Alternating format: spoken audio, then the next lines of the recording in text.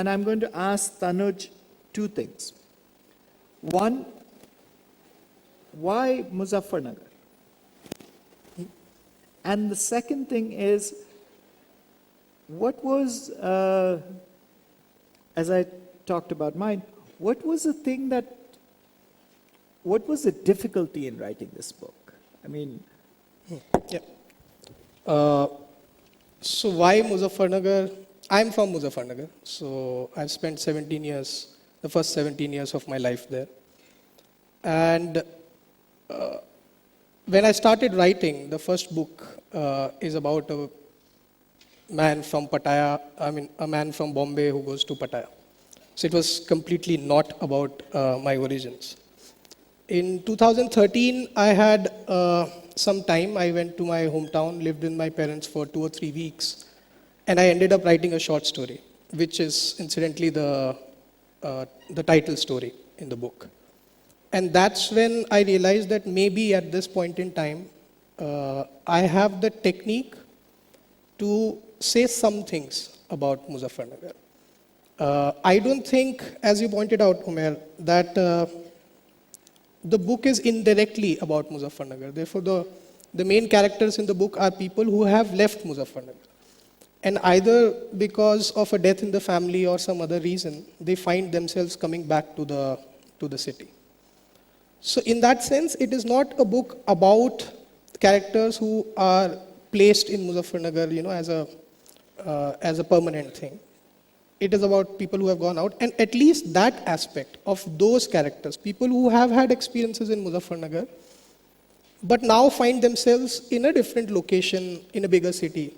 That I realized as a fiction writer, I think I had the technique to broach those aspects of people who have had a past in Muzzaffarnagar, and they somehow have to reconcile with it.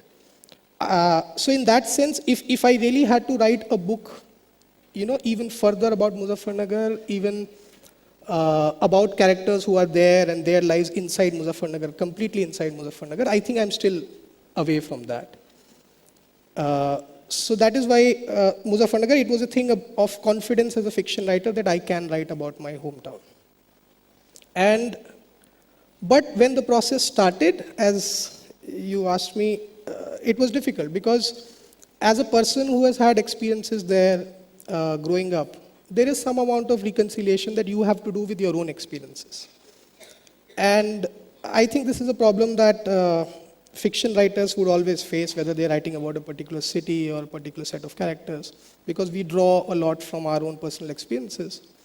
And fiction writing is also a way to, reconcile with your own pain or with your own good and bad experiences. So that was the difficult part.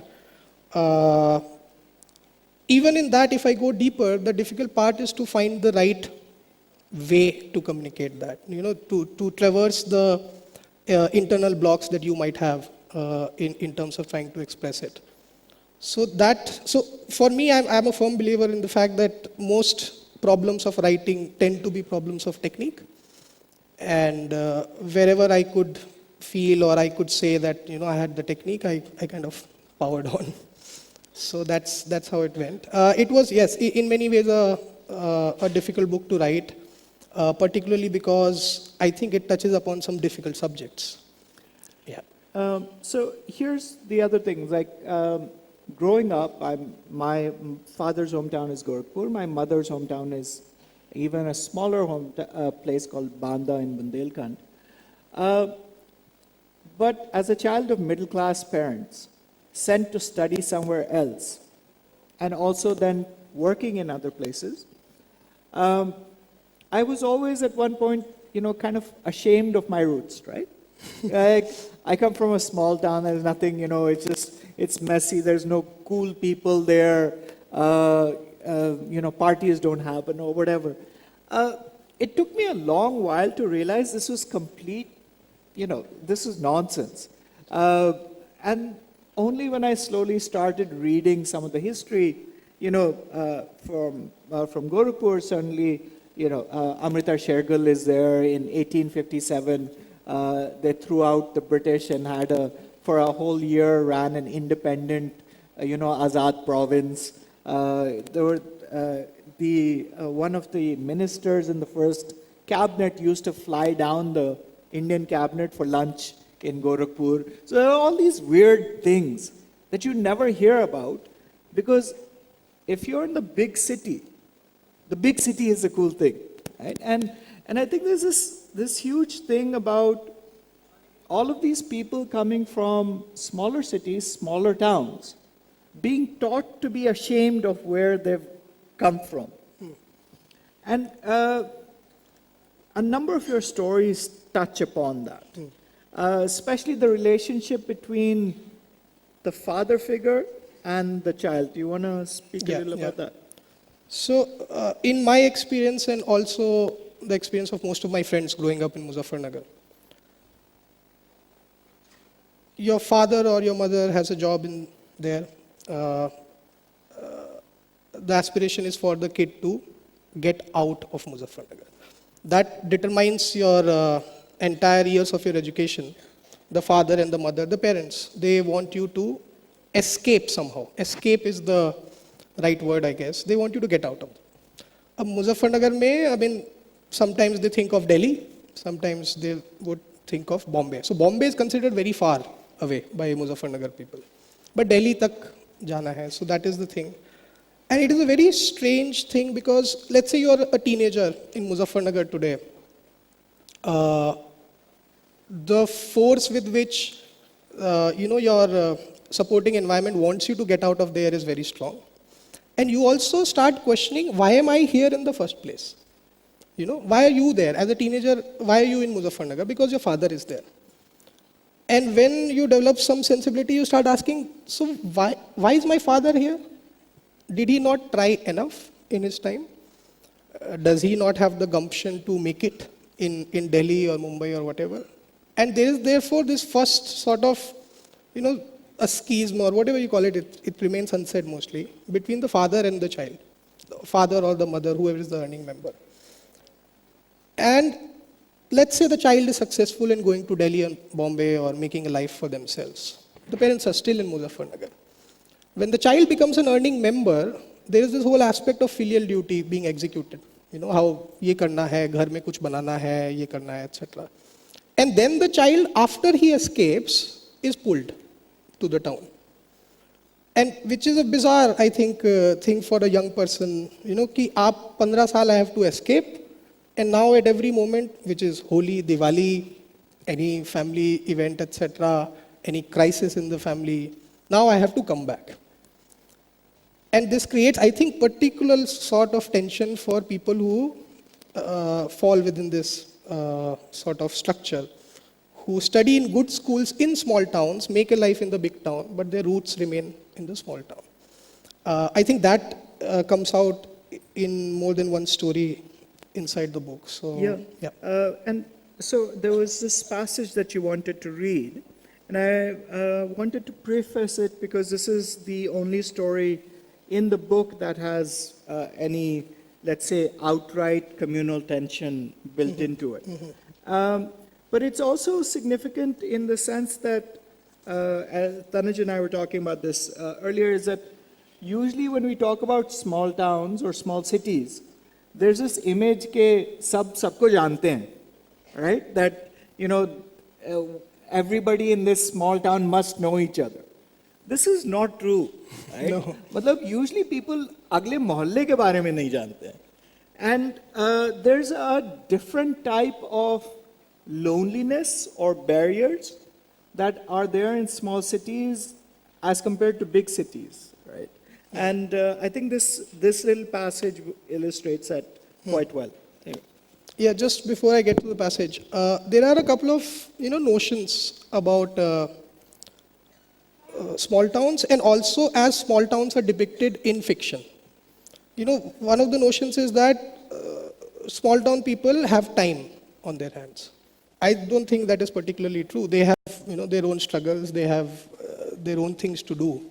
हाँ, वो जो बॉम्बे दिल्ली का commute का जो problem है वो शायद नहीं है, but otherwise it's not that small town people have a lot of leisure time and they find things to do. And the second is that small town people keep bumping into each other in their towns.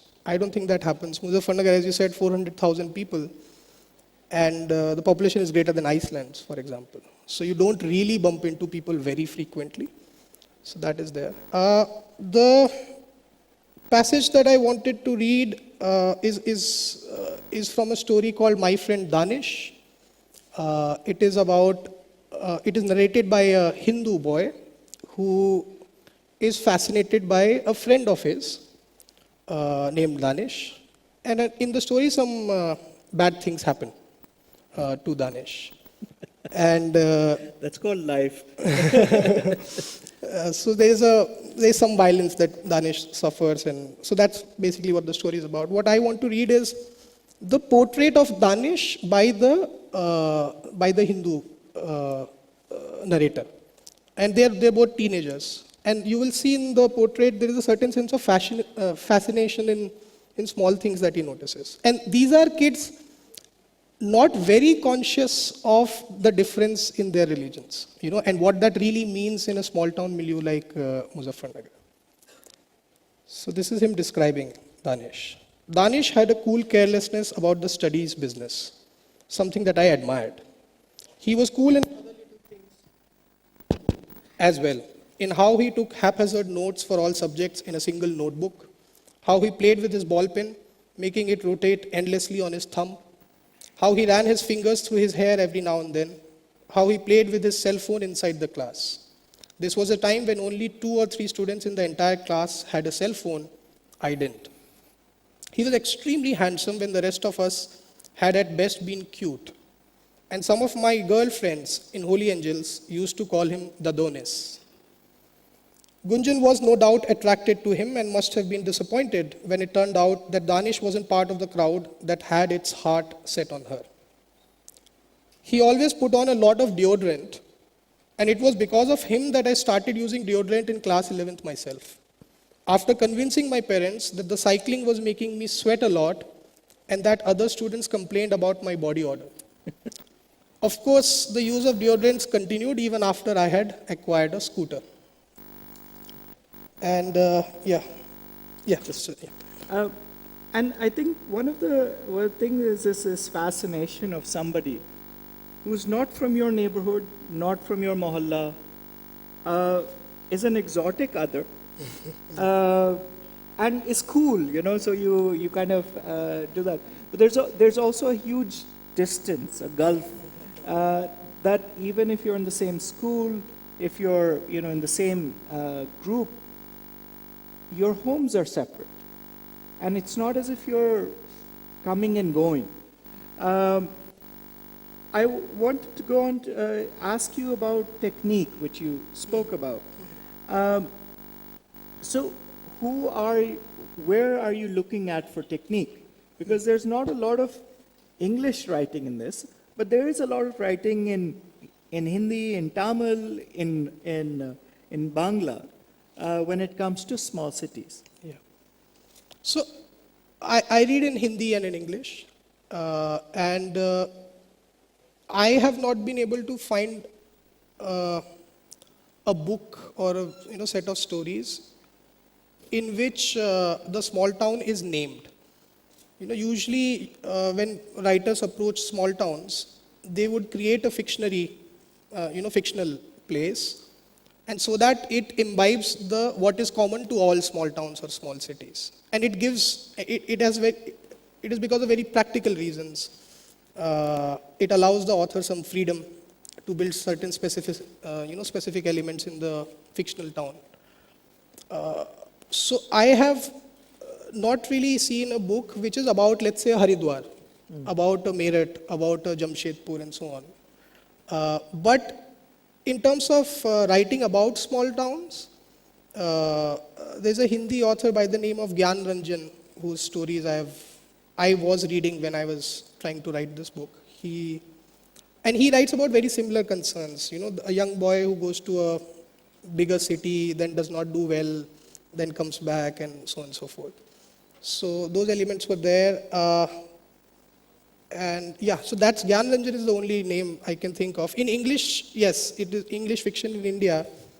At least I am not aware if anyone has named their small town. And it was a big decision when I wrote this book, because it's, as it's sort of easier if you mask the actuality of the town. You can build new things, fictional things around it. But I wanted to stick to it, stick to the name Muzzaffarnagar. Not necessarily in the title, but at least what the book was about. So tell me something. Who did you write it for? For people in Muzaffarnagar or for people out of Muzaffarnagar? Or maybe nobody?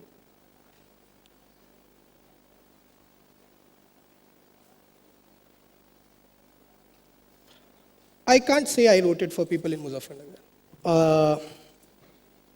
Because I you don't think feel anyone in Muzzaffarnagar will read it. But did you feel an obligation to be honest with them or honest about this? I don't. Yeah. It's a difficult question. But जब कोई शहर का नाम ले लेता है, तो you're implicating all the shahris in that text, right? And so there's a certain obligation to be honest or to be not to be dishonest. Let's just say. True. So Muzzaffarnagar badnaam hai, right? And part of the project's idea is also to say that people in Muzzaffarnagar have inner lives. They have their concerns, they have inner lives. Muzzaffarnagar is therefore not all about the riots and the crime, etc. So that is one aspect that I wanted to touch upon. And not moving away from the crime and the violence implicit altogether, right? Because it is Muzzaffarnagar. So that specificity remains, but we talk about other concerns. So that was there. And I'm one of the other striking things about most of these stories is they're very internal, right? They're about describing what the character is going through. And whether it's male characters or female characters, and it would be interesting to find out what challenges you have writing about women, especially when it comes to, in one of the stories, Good People, an issue about child sex abuse, which is an incredibly intimate subject and how one deals with it. I wanted you to read out this one section that we talked about, which is entirely an internal monologue, right? In just this one set of this man who's working in a firm in Bombay, and what thoughts are just like running continuously through his head. I think you've done a brilliant job with that one piece, please. yeah, so this is from a story called Reasonable Limits, and the narrator is a yuppie. He's working in Bombay. And it's a 5-page story. I think it's a single run-on sentence. I'll read a part of the story. I had work. I had to go to office 5 days in a week. I worked in a life insurance company. I wasn't doing badly there either. And the company was doing well, in fact. So the bleakness was not really as absolute as I make it sound. But some things had led to dark sentiments. For example, there was that gnawing story always, that horrible story I had heard at work, the story of blood on paper, the story that I had been told by the guy from operations, about the frequent blood stains on the document scans received by ops.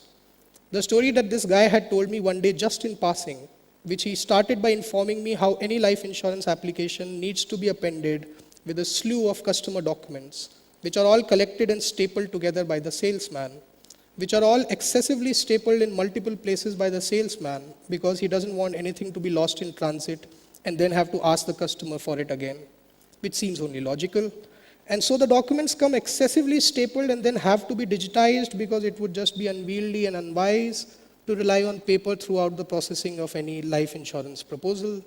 So the documents have to be sent to an outlet that can scan them all, a scanning vendor, an enterprise that hires people to destaple the excessively stapled documents, an enterprise that gets paid depending on the number of sheets it scans per month, an enterprise that therefore incentivizes its own people on the number of sheets they can scan per hour, an enterprise whose employees soon figure out that using any tool other than their own fingers to destaple a thick sheaf of documents is a loss of time and money, and therefore start using their own fingers for destapling as standard operating procedure, whose hurried fingers thus bleed as standard operating procedure, whose blood stains the sheets to be scanned as standard operating procedure, and so on it goes day after day after day after day, and then again.